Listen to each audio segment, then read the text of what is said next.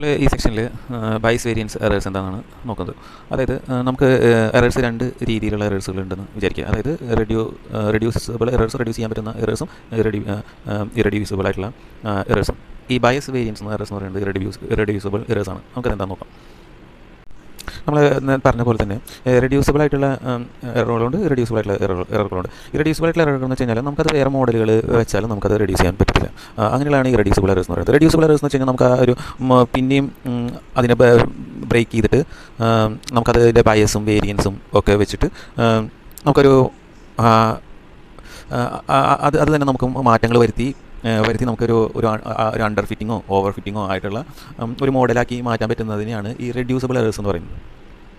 അതായത് ഒരു supervisor machine learning model എന്ന് പറയുന്നത് എന്താണെന്ന് വെച്ച് കഴിഞ്ഞാൽ നമുക്ക് ഇൻപുട്ടുകളുണ്ടല്ലോ, ഇൻപുട്ട് വേരിയബിൾ നമ്മളതൊരു ഒരു പ്രത്യേക രീതിയിൽ നമ്മൾ ഈ പ്രത്യേക രീതിയിൽ മെഷീൻ ലേണിംഗ് മോഡലുകൾ ഉപയോഗിച്ചിട്ട് നമുക്കൊരു പ്രെഡിക്റ്റഡ് വാല്യൂവിൽ എത്തിച്ചേരാണ് ചെയ്യുന്നത്. അത് നമ്മുടെ യഥാർത്ഥ ആക്ച്വൽ വാല്യൂവുമായിട്ട് എത്രത്തോളം അടുത്ത് നിൽക്കുന്നു എന്നുള്ളതാണ് ഈ സൂപ്പർവൈസർ മെഷീൻ ലേണിംഗ് മോഡൽ ചെയ്യുന്നത്. അതിൻ്റെ ലക്ഷ്യം അതാണ്. അപ്പോൾ ഈ യഥാർത്ഥ വാല്യൂവും പിന്നെ നമ്മൾ പ്രെഡിക്റ്റ് ചെയ്തിട്ട് എത്തിച്ചേർന്നിട്ടുള്ള വാല്യൂ തമ്മിലുള്ള വ്യത്യാസമാണ് എറർ എന്ന് പറയുന്നത്. അതായത് ഈ എറർ റേറ്റിലാണ് നമ്മൾ ആ ഒരു മോഡലിനെ ഇവാലുവേറ്റ് ചെയ്യുന്നത്. അപ്പോൾ ഇതിൽ സൂപ്പർവൈസ്ഡ് മെഷീൻ ലേണിംഗിൽ 3 തരത്തിലുള്ള എററുകളുണ്ട്. സൂപ്പർവൈസ്ഡ് മെഷീൻ ലേണിംഗ് അൽഗോരിതത്തിൽ 3 ഭാഗങ്ങളുണ്ട്. ഒന്ന് ബയസ് ആയിട്ടുള്ള എററുകൾ, പിന്നെ വേരിയൻസ് എറർ, പിന്നെ നോയ്സ് എന്ന് വെച്ച് കഴിഞ്ഞാൽ അത് റെഡ്യൂസ് ചെയ്യാൻ പറ്റത്തില്ല, അത് റെഡ്യൂസിബിൾ എററാണ്, നമുക്കത് ഒഴിവാക്കാൻ പറ്റില്ല. പക്ഷേ ബയസ് ആയിട്ടുള്ള വേരിയൻസ് ആയിട്ടുള്ള എറേഴ്സൊക്കെ റെഡ്യൂസിബിൾ എററാണ്, നമുക്കത് മിനിമൈസ് ചെയ്ത് കൊണ്ടുവരാൻ നമുക്ക് പറ്റുന്നതാണ്. സ്ലൈഡിൽ എറർ എങ്ങനെയാണ് കാൽക്കുലേറ്റ് ചെയ്യുന്നത് നോക്കാൻ പോകുന്നത്. അതായത് total error equal to bias square plus variance plus irreducible error എന്നുള്ളതാണ് ടോട്ടൽ എറർ. അപ്പോൾ ഇതിൽ 3 നമുക്കിപ്പോൾ ഈ സ്ലൈഡിൽ കാണുന്ന അത് 3 സെക്ഷനായിട്ട് നമുക്ക് തിരിക്കാം. അതായത് error of x equal to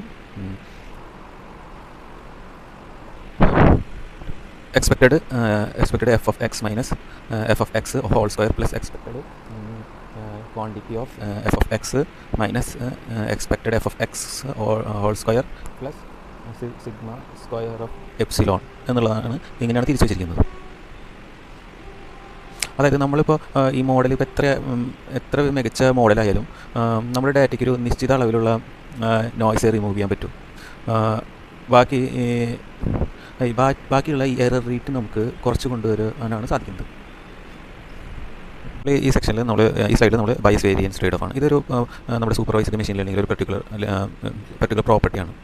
അത് നമുക്ക് എന്താ പറയുക, നമ്മുടെ മോഡൽ എത്രത്തോളം ഫ്ലെക്സിബിൾ ആണ്, നമ്മുടെ അൺസീൻ ഡാറ്റയിൽ ഈ മോഡൽ എത്രത്തോളം ഫ്ലെക്സിബിളായിട്ട് പെർഫോം ചെയ്യുന്നതെന്ന് അറിയാൻ വേണ്ടിയിട്ടുള്ളതാണ് ഈ ബയസ് വേരിയൻസ് ട്രേഡ് ഓഫ് എന്ന് പറയുന്നത്. അപ്പോൾ ബയസ് നമുക്ക് ഡിഫൈൻ ചെയ്യുന്നത് എന്താ പറയുക, difference of average value of prediction from the difference of average value prediction from the true relationship function. അത് ഇങ്ങനെ വായിക്കാൻ വെച്ച് കഴിഞ്ഞാൽ bias of f of x is equal to expected value of f of x minus f of x. ഇതാണ് ബയസിൻ്റെ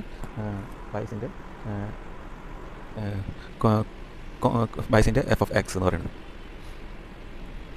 അപ്പോൾ ഇത് നമ്മളെന്താണെന്ന് വെച്ചാൽ നമ്മൾ കണ്ടുവരുന്നതെന്ന് വെച്ച് കഴിഞ്ഞാൽ ഇപ്പോൾ ബയസ് കുറയുമ്പോൾ വേരിയൻസ് കൂടിയിരുന്നതാണ് കാണുന്നത്. അതേപോലെ തന്നെ വേരിയൻസ് കുറയുമ്പോൾ ബയസ് കൂടിയിരുന്നതാണ് കാണുന്നത്. അപ്പോൾ ഒരു കൺട്രോൾ ലെവലിലുള്ള ബയസ് ആൻഡ് വേരിയൻസ് അക്സെപ്റ്റഡ് ആണ്. ഒരു നല്ല മോഡൽ നമ്മൾ അക്സെപ്റ്റഡ് ആണ്.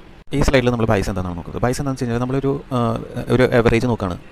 അതായത് എവറേജ് നോക്കുന്നത് എന്തിനാണ്, നമ്മുടെ മോഡലിൻ്റെ പ്രെഡിക്റ്റ് ചെയ്തിട്ടുള്ള വാല്യൂൻ്റെ ഒരു എവറേജ് നോക്കുകയാണ്. അത് കറക്റ്റ് വാല്യൂമായിട്ട് എത്ര ഡിഫറൻസ് ഉണ്ട് അതിൻ്റെ എവറേജ് നോക്കുകയാണ് ചെയ്യുന്നത്. ഉദാഹരണത്തിന് നമ്മളിപ്പോൾ 2 മോഡലുകൾ എൻ്റെ 3 ഡാറ്റ സെറ്റ് വെച്ചിട്ടുള്ള ഗ്രാഫാണ്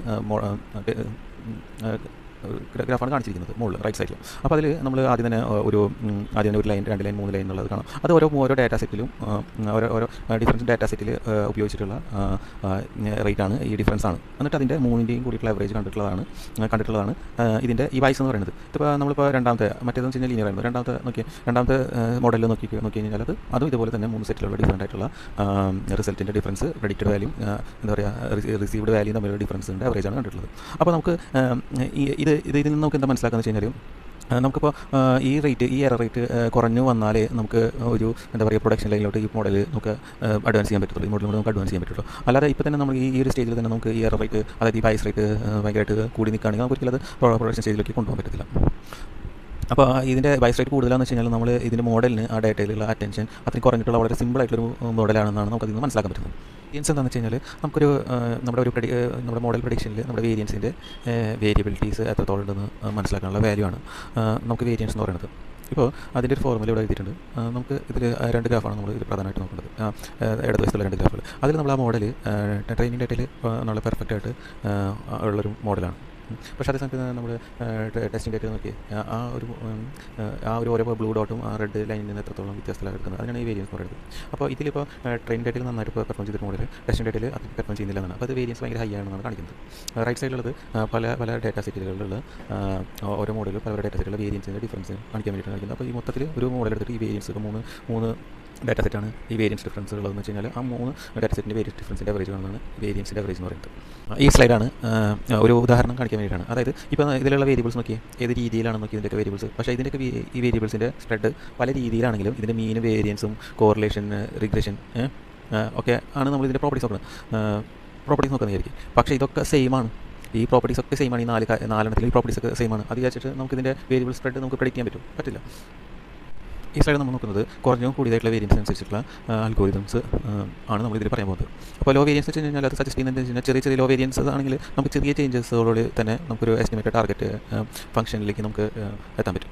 അതേ സമയത്ത് ഹൈ വേരിയൻസ് ആണെങ്കിൽ നമുക്ക് വലിയ ചേഞ്ചസ് വേണ്ടി വരും. എസ്റ്റിമേറ്റഡ് ടാർഗറ്റ് സെക്ഷനിലേക്ക് എത്താൻ ഈ പരിശീലന ഡാറ്റകൾ കൈകാര്യം ചെയ്യുമ്പോൾ എസ്റ്റിമേറ്റഡ് ടാർഗറ്റ് സെക്ഷനിലേക്ക് എത്താനായിട്ട് നമുക്ക് വലിയ ചേഞ്ചസ് വേണ്ടി വരും. ഇപ്പോൾ നമ്മളിപ്പോൾ ലോ വേരിയൻസ് ആണെങ്കിൽ നമുക്ക് മെഷീൻ ലേണിംഗ് അൽഗോരിതത്തിൽ നമുക്ക് ഉപയോഗിക്കാവുന്ന ഉദാഹരണങ്ങളാണ് ലീനിയർ റിഗ്രഷനും ലീനിയർ ഡിസ്ക്രിമിനൻ്റ് അനാലിസിസും പിന്നെ ലോജിസ്റ്റിക് റിഗ്രഷനൊക്കെ. ആ സ്ഥാനത്ത് ഹൈ വേരിയൻസ് ആണെങ്കിൽ നമുക്ക് ഈ ഡിസിഷൻ ട്രീസ് ഉപയോഗിക്കാം, KNN ഉപയോഗിക്കാം, അതുപോലെ തന്നെ സപ്പോർട്ട് വെക്ടർ മെഷീൻസ് ഒക്കെ ഉപയോഗിക്കാം. അപ്പോൾ ഇത് ഈ 2 ഉദാഹരണങ്ങൾ പറഞ്ഞത് നമ്മൾ ഈ വേരിയൻസ് കുറഞ്ഞും കൂടിയിരിക്കുമ്പോൾ ഏതൊക്കെ അൽഗോരിതംസ് ആണ് ഉപയോഗിക്കുന്നതെന്ന് ഏകദേശം ഐഡിയ കിട്ടാൻ വേണ്ടിയിട്ടാണ്. ഈ സെക്ഷനിൽ നമ്മൾ ഏതൊക്കെ പഠിച്ചതെന്ന് വെച്ച് കഴിഞ്ഞാൽ ബൈസ് എറർ എന്താണെന്ന് പഠിച്ചു, വേരിയൻസ് എറർ എന്താണെന്ന് പഠിച്ചു, പിന്നെ വേരിയൻസ് എറർ ഹൈ വേരിയൻസ് എററും ലോ വേരിയൻസ് എററും ആകുമ്പോൾ നമുക്ക് ഏതൊക്കെ ഫോർമുലാസ് ഉപയോഗിക്കാം, മെഷീൻ ലേണിംഗിൽ ഏതൊക്കെ ഫോർമുല ഉപയോഗിക്കാമെന്ന് നമ്മൾ നോക്കി.